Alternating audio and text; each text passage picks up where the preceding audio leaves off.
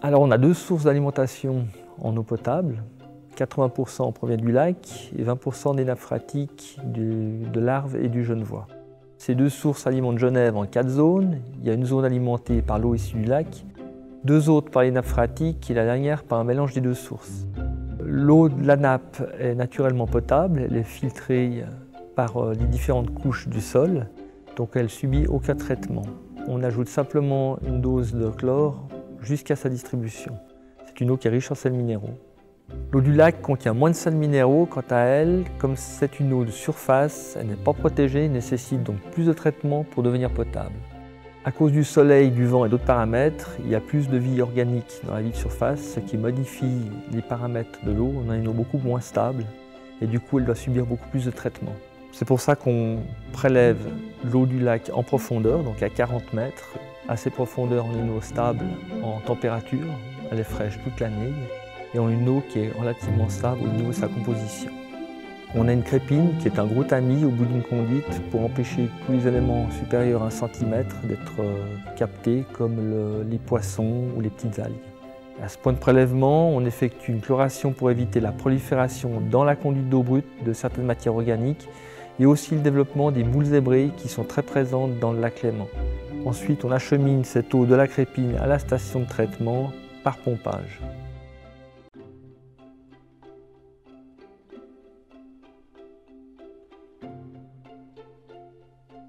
L'eau, une fois extraite du lac et acheminée jusqu'à la station de traitement du prieuré, elle va subir un premier traitement qui a pour but d'éliminer les particules qui sont visibles à l'œil nu.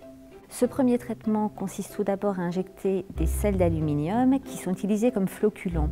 Les floculants permettent aux particules de s'agglomérer les unes aux autres de manière à former des flocons qui, eux, seront plus facilement retenus à l'étape suivante lors de la filtration. L'eau passe à travers un filtre qui se compose de plusieurs couches. Une première couche qui est de la pierre ponce, donc une pierre rugueuse et poreuse, et qui va permettre de retenir les flocons, les particules agglomérées les plus grosses. L'eau passe ensuite au travers d'une deuxième couche qui, elle, se compose de sable de quartz et qui va retenir les impuretés plus petites. Les filtres doivent être régulièrement nettoyés à contre-courant avec de l'eau et de l'air pour évacuer les impuretés qui ont été piégées ainsi que les sels d'aluminium et ainsi décolmater le filtre. À la sortie du filtre, l'eau est limpide, c'est-à-dire qu'elle est débarrassée des impuretés qui sont visibles à l'œil nu. Elle n'est en revanche pas encore potable.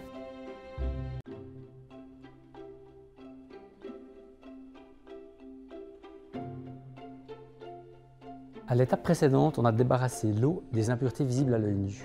La prochaine étape consiste maintenant à éliminer les bactéries, les virus et autres produits indésirables. À ce stade, des particules extrêmement petites de l'ordre de la molécule sont neutralisées. Pour cela, on va utiliser un système de filtre à charbon actif. Ce charbon actif est très absorbant. Il a la propriété d'avoir de milliers de petites cavités extrêmement fines dans lesquelles les particules vont être fixées. Pour éviter d'obstruer ces petites cavités très fines, nous fractionnons les molécules en particules encore plus fines. On va donc procéder par ozonation. Cela consiste à envoyer de l'ozone gazeux qui va fractionner la taille des particules encore en éléments beaucoup plus petits. Ensuite, les grains de charbon actif vont retenir l'ozone excédentaire et les petites molécules. Et à la sortie, on a une eau désormais potable. On ajoute une petite quantité de désinfectant pour garantir sa qualité jusqu'au consommateur. Elle est désormais prête à être distribuée sur le réseau.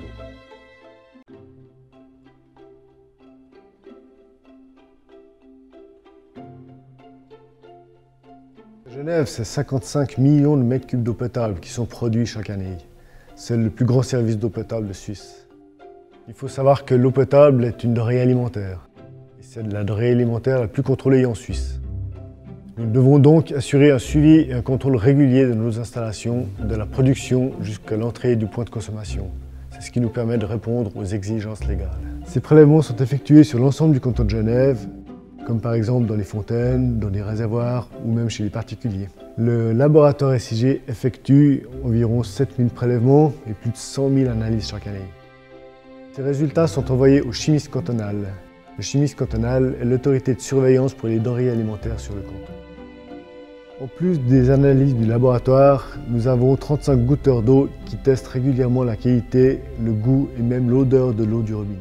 Pour compléter ces analyses, nous avons un panel de 400 goûteurs d'eau externes qui sont des clients SIG volontaires. Nos équipements sont donc composés d'installations de production, de réservoirs et d'un réseau de distribution. Les réservoirs sont régulièrement contrôlés et entretenus. Nous en vérifions l'étanchéité et nous les nettoyons régulièrement. Il faut savoir que l'eau est de passage dans les réservoirs, elle est renouvelée environ toutes les 24 heures. Ensuite, pour arriver jusque chez vous, elle traverse un réseau de distribution qui lui est composé d'environ 1300 km de tuyaux. Ces tuyaux sont également entretenus régulièrement. Nous renouvelons environ 20 km de conduite par année. Notre objectif est de fournir à nos clients SIG une eau de qualité irréprochable, 24 heures sur 24, tous les jours de l'année et sur l'ensemble du réseau de distribution.